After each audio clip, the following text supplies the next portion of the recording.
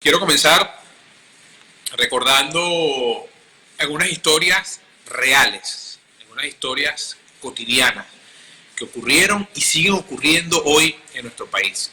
Quiero primero ir a la ciudad capital, la capital de la República, donde en este momento se hacen traslados a Maracay, al estado del agua, producto del colapso de las terapias intensivas, por ejemplo, en el hospital universitario, que las 70 camas para COVID-19 ya se encuentran totalmente copadas y colapsadas, y cuando un paciente requiere terapia intensiva y no tiene cómo pagar en el sector privado, con suerte es trasladado a Maracay, en el estado de Aragua, y muchos de ellos, como fue el caso del señor Eregaray, pierden su vida en el camino, si es que llegan a conseguir una ambulancia o si no deben esperar horas para conseguir una ambulancia y recibir el traslado.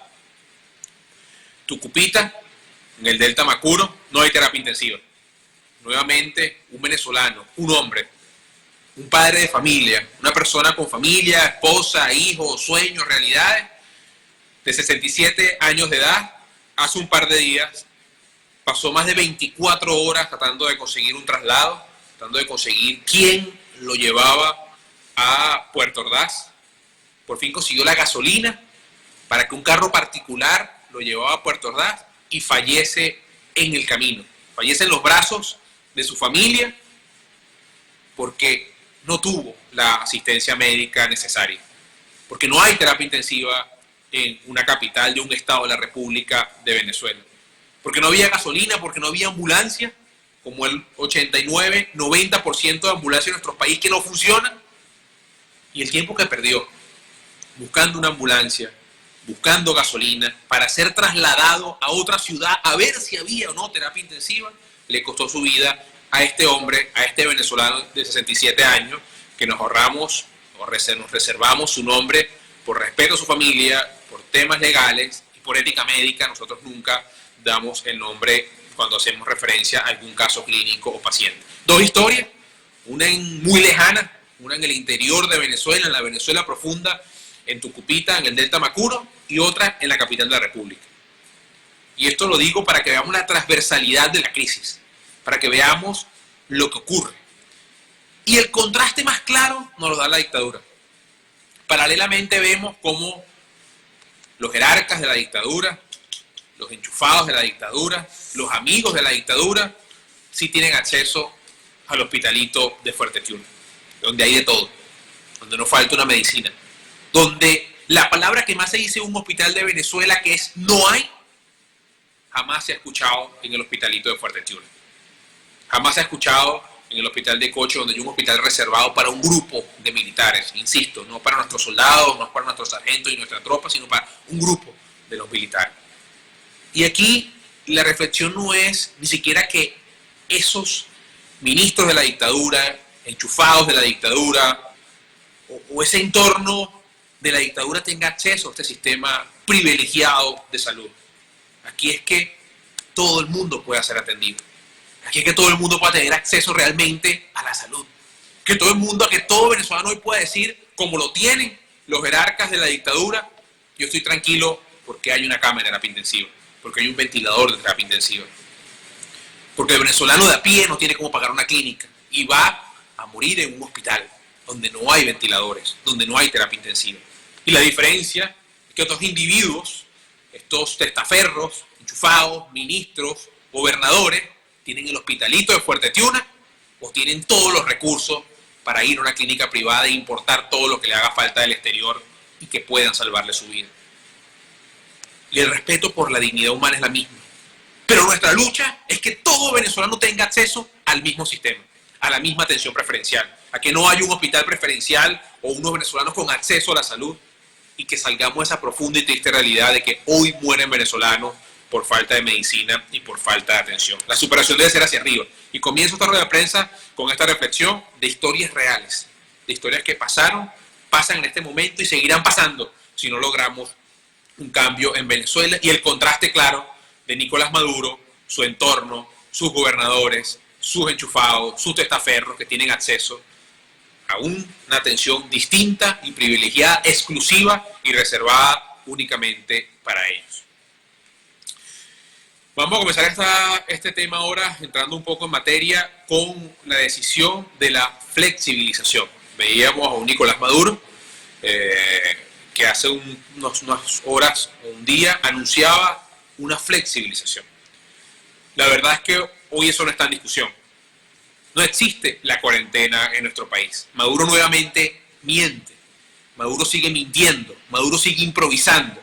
Porque la realidad hoy, la verdad, es que no hay cuarentena en Venezuela. ¿Y por qué no hay cuarentena y no existe la cuarentena en Venezuela? Porque es imposible pedirle a una familia venezolana hoy que haga cuarentena. Es imposible pedirle a usted que hoy nos vea o nos escucha que no tiene agua, que no tiene luz, que gana un sueldo mínimo de $2 o $3, que no le alcanza la plata, que tiene que salir a bregarse todos los días a la vida, pedirle que haga cuarentena. La realidad es que en Venezuela no hay cuarentena. No existe la cuarentena. No existe cuarentena en Venezuela. Por eso Nicolás Maduro, nuevamente debemos decirle, improvisado, ¿qué ha hecho en 22 semanas? Y la pregunta es clara para Nicolás Maduro. En vez de estar hablando de que va a flexibilizar la cuarentena, es en 22 semanas, ¿cuántos ventiladores nuevos hay? ¿Cuántas camas de terapia intensiva nuevas hay? ¿Cuántas camas de hospitalización nuevas se le ofrecen a los venezolanos? ¿Cuál es la capacidad o cómo se aumentó la capacidad instalada de hacer pruebas tipo PCR en el país? ¿Cuántos equipos de protección se le han entregado a nuestros médicos, enfermeras y personal en los hospitales de Venezuela? Entonces, la discusión real es que en Venezuela no hay cuarentena. Y no hay cuarentena porque Nicolás Maduro destruyó todo en Venezuela. Y no hay cuarentena porque no le podemos pedir a una familia venezolana que se quede en su casa porque tiene que salir a comprar agua, a comprar comida, a trabajar, a bregarse la vida. Porque ¿cuántos planes sociales ha mostrado Nicolás Maduro para los ciudadanos?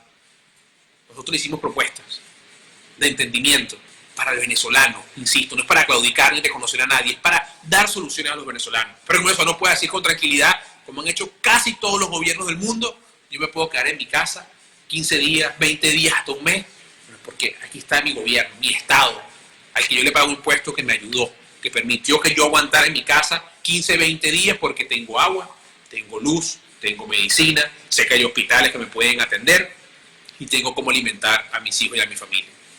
Eso no lo hizo Nicolás Maduro. El improvisado de Nicolás Maduro en estos 22 días lo que ha hecho es improvisar, mentir, manipular las cifras, hacer cosas totalmente desorientadas y con falta de impericia, como el poliedro de Caracas y su designación, cuando, insisto, pudiéramos tener 3 poliedros de Caracas en el Hospital Universitario de Caracas, con 38 especialidades médicas, con toda la plataforma e infraestructura hospitalaria que significa el hospital universitario más importante de nuestro país. Pero hoy no existe. Decisión desacertada. Luego de extraernos de esta realidad venezolana, podemos hablar de la decisión. Los países del mundo que han construido capacidad hospitalaria, tenemos casos en América Latina que han aumentado en 70, 200 y 400% su capacidad de terapia intensiva, que tienen bajísima mortalidad en el sector salud. Países que han logrado eso, países que han superado eso, países que hoy pueden decir, si a mí me crece tanto el coronavirus y tengo tal cantidad de casos, tengo camas suficientes para toda esta población. Pueden flexibilizar la cuarentena. Es acertado flexibilizar la cuarentena, hacer la reactivación económica del país.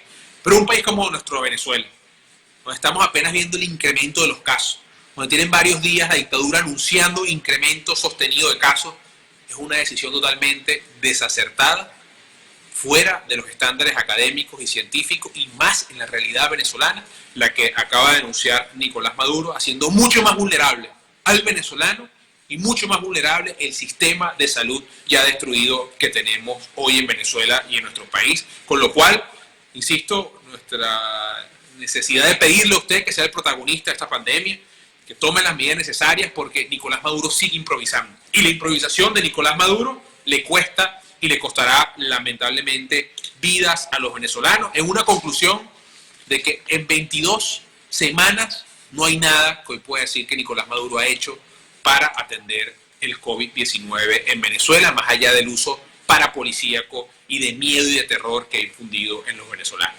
A ir terminando con un tema que es el de nuestros presos políticos. Nosotros denunciábamos con mucha seriedad y responsabilidad que había COVID-19 en el Helicoide, que había COVID-19 en el DG5, que había venezolanos.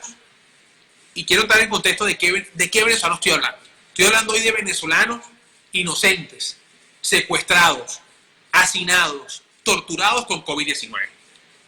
Todos los venezolanos dentro y fuera del país están en una situación difícil y complicada.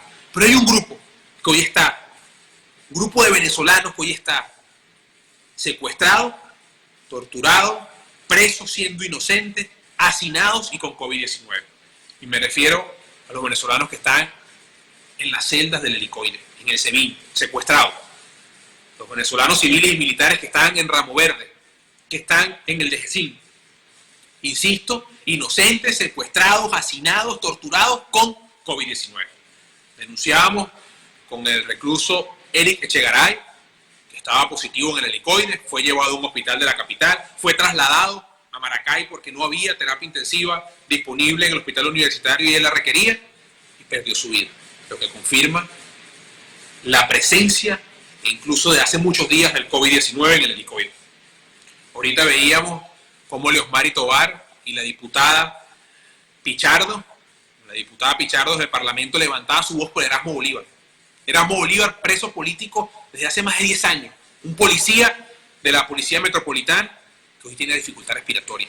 Leosmari Tovar, su sobrina, veíamos cómo hacía un video denunciando que le dijeron que su primo, que su tío tenía dificultad respiratoria y no lo quieren llevar a un hospital. Hemos podido confirmar el traslado de algunos presos secuestrados, presos políticos del Helicoide a la sede de Plaza Venezuela, porque ahí que tienen un servicio médico. ¿Qué capacidad o cómo un funcionario, un detective, no sé los rangos del SEBIN, le dice, usted tiene que ser trasladado a un hospital, usted está en dificultad respiratoria, usted está haciendo una falla renal, usted tiene una coagulopatía, usted tiene signos neurológicos? ¿Cómo lo sabe? ¿Cómo sabemos que Erasmo Bolívar no va a perder su vida porque tiene 2 o 3 días con dificultad respiratoria empeorándose y nadie tiene la capacidad o da la orden de llevarlo a un hospital? Como pasó con el señor Eric Echegaray. No estoy exagerando, no estoy inventando. ¿Qué pasó? Es que dijimos que había COVID, nos dijeron que era mentira. El hospital se murió. Y pudiéramos decir fácilmente que perdió su vida por negligencia, porque estaba secuestrado y no le dieron el permiso de llevarlo a un hospital. Vamos a esperar que pase lo mismo con Erasmo Bolívar. ¿Quién decide que los venezolanos que trasladaron del Helicoide a la sede del SEBIN en Plaza Venezuela y que están en este momento ahí, tienen a alguien que sepa realmente cómo tratar el COVID-19? O además de estar secuestrados, torturados y hacinados, van a obligarlos a morir de COVID por no darle la atención necesaria. Aquí yo hago mi llamado como miembro del gobierno interino, como diputado de la Asamblea Nacional y como venezolano, además como alguien que tuvo a su hermano 11 meses preso en el SEBIN, que sabe lo que es tener un familiar preso político, al sistema de Naciones Unidas, a la ONU, al sistema interamericano de derechos humanos, que levante su voz, que hagamos algo, que se logre la libertad, las medidas para estos venezolanos, que insisto, hoy todo venezolano sufre, pero ellos están secuestrados por la dictadura. Hemos sido muy responsables con lo que decimos, siempre con la verdad, siempre con evidencias, con pruebas, y hoy, insisto, respaldamos lo que decía la diputada Pichardo en torno al caso del funcionario de la Policía Metropolitana, Erasmo Bolívar, quien tiene años secuestrado en Ramo Verde.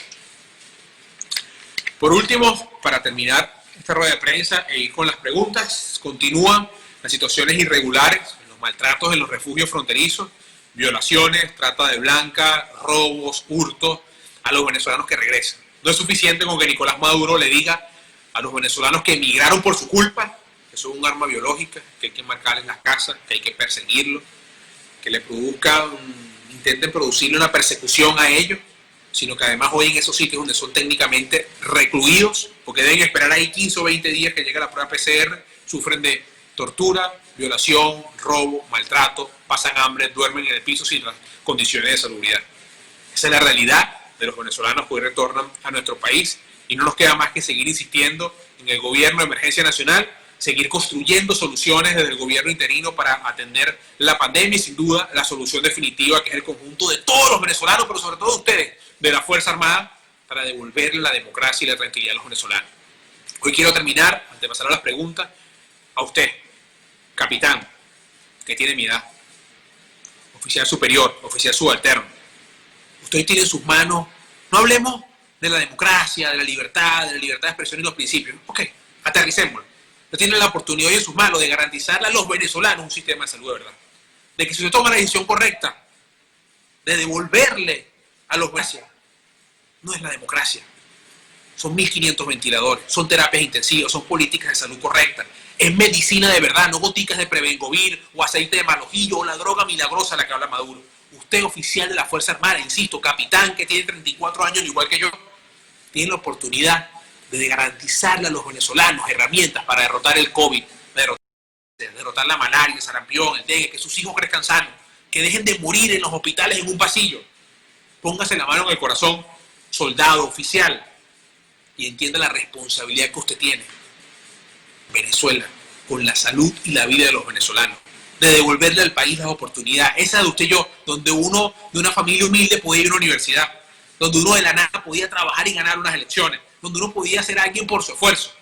Usted hoy, oficial superior, oficial subalterno, capitán, teniente, primer teniente, sargento, coronel, tiene la oportunidad de salvar vidas, de tomar la decisión correcta, de devolverle a los venezolanos su libertad, que se transforma en salvar vidas, en ventiladores, en terapias intensivas, en quimioterapia, en salud, en medicina de calidad, en que la plata valga, en que el esfuerzo valga y sea reconocido. Ojalá este mensaje, como yo sé que lo ven, le llegue a esos miembros de la Fuerza Armada que saben que el país está mal y que hoy tienen en sus manos la oportunidad de salvar vidas y de que Venezuela no sea la tragedia dentro de la tragedia del COVID-19. Todavía estamos a tiempo, todavía hay mucho por hacer. Todavía con el ejercicio freno del poder podemos salvar vidas, dotar los hospitales y aguantar el COVID-19.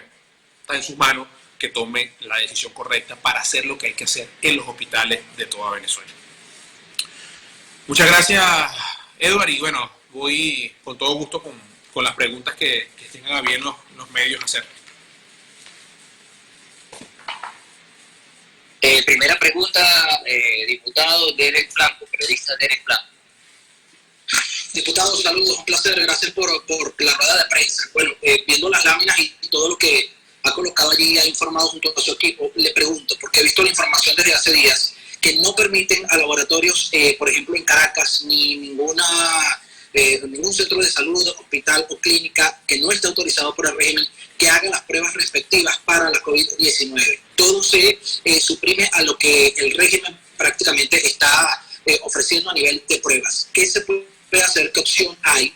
Si existe, claro está, para que la gente también pueda por otra parte hacerse la prueba, porque usted está diciendo algo muy cierto. Si alguien tiene fiebre, tiene un dolor de cabeza, a veces la misma duda por síntomas parecidos puede hacer pensar que tenga COVID-19 y por el mismo temor no se atreverá quizá a ir a hacerse la prueba para que después no termine en un CDI o en algún otro lugar en donde no quiere estar porque es positivo, por ejemplo, a coronavirus.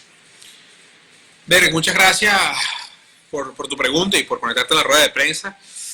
La noticia es que lamentablemente no hay. La prueba PCR es una prueba que requiere pericia técnica, que requiere equipo de laboratorio, porque identifica la presencia del ARN viral en la persona. Si tú tomas parte de la mucosa, identificas al virus, lo ves, aquí está el virus, y por eso es la efectividad del 100% de la prueba. La única alternativa que le queda a los venezolanos, y el acceso es complicadísimo, es la prueba rápida, que tiene muchas críticas desde el punto de vista técnico con lo que es el falso positivo o el falso negativo, pero es una manera por lo menos de tomar una decisión o un aislamiento preventivo.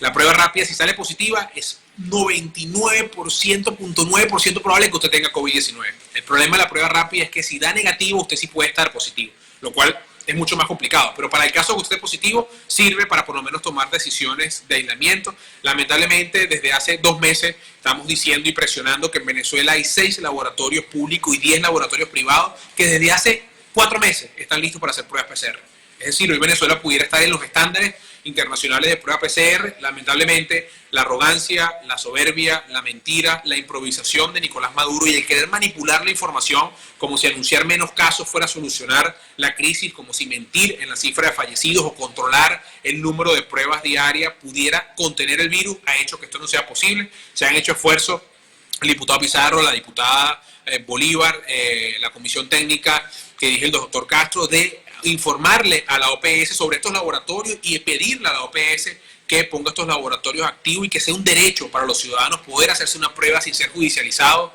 sin ser llevado preso, sin esperar 15 días o peor aún, perder su vida en el medio de la enfermedad y ni siquiera haber recibido el resultado de COVID-19. La mala noticia es que no hay alternativa. Lamentablemente, el aparataje que se requiere es de un laboratorio y ha sido una contención la dictadura para que estos 16 laboratorios que están listos en Venezuela pudieran estar haciendo pruebas e, insisto, estar un poco más cercanos a los estándares de la región. La única herramienta medio que queda son las pruebas rápidas.